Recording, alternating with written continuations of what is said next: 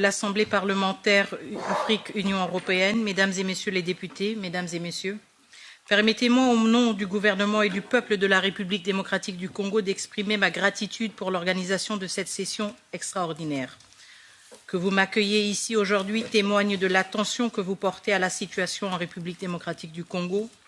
Que je me tienne devant vous dans l'heure la plus sombre de mon pays est une marque de la foi que nous avons placée dans les principes et les valeurs que nous partageons, ceux que je viens ici invoquer.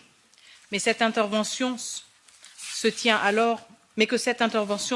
alors, jour après jour, que la ville de Goma demeure sous occupation illégale des forces rwandaises et que Kigali n'a toujours pas été sanctionnée par ses alliés les plus puissants, dont l'Union européenne, prouve que notre souffrance n'a ni ému les cœurs ni éveillé les consciences des décideurs.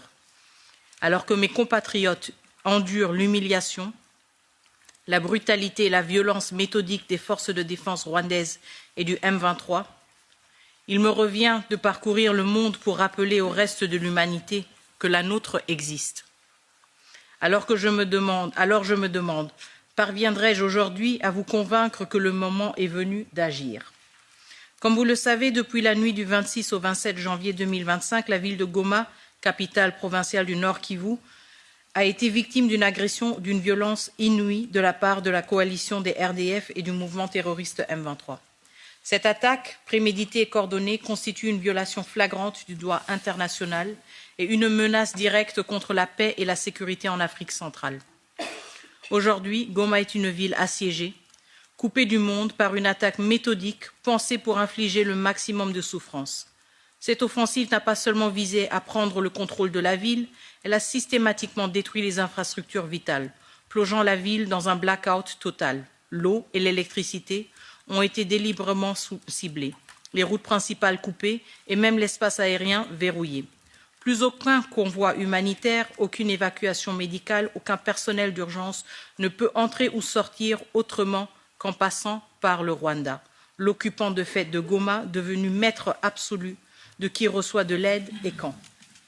Pendant ce temps, chaque jour révèle de nouvelles horreurs.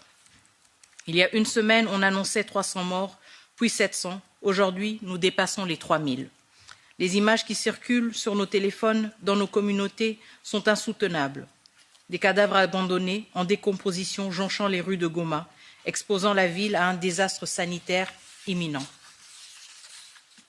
Et dans ce chaos, une rumeur persistante s'élève. Le Rwanda et le M23 orchestreraient le retour de populations déplacées, vantant un rétablissement de la stabilité.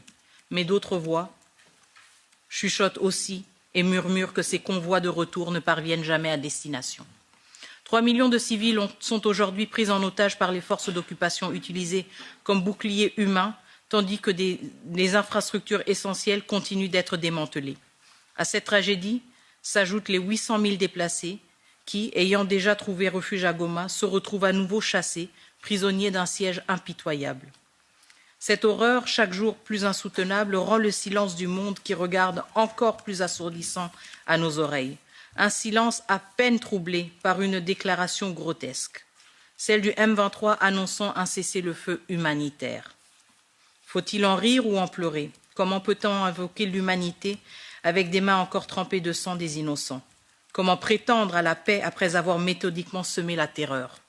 Ce n'est pas un cessez-le-feu, c'est une mise en scène cynique destinée à détourner l'attention pendant que l'irréparable se poursuit. À cette tragédie s'ajoute la réalité implacable de la guerre économique qui se joue en parallèle, car nul n'est dupe. Cette agression n'est pas une guerre de territoire uniquement, c'est aussi une guerre pour le pillage, un pillage systématique, industriel, qui alimente l'agression que nous subissons. Selon le dernier rapport du groupe d'experts des Nations Unies, plus de 150 tonnes de coltan sont extraites illégalement chaque mois du sol congolais, détournées par le Rwanda et écoulées sur les marchés internationaux sous une étiquette frauduleuse de minerais rwandais. Et tout cela sous le couvert d'un partenariat florissant entre l'Union européenne et le Rwanda, scellé par un mémorandum d'entente sur les chaînes de valeur durables signé en février 2024. Un accord censé promouvoir un commerce éthique et responsable des ressources, mais qui, dans la réalité, offre à Kigali la couverture idéale pour écouler des minerais pillés au Congo sous un vernis de légalité. Alors je pose la question, cette durabilité qui est défendue avec tant de ferveur, de quoi est-elle réellement faite? De principe ou de pragmatisme? D'engagement réel ou de justification commode? L'Europe, qui se veut exemplaire en matière de commerce responsable, peut-elle continuer à revendiquer cette posture tout en restant un acteur passif de cette prédation?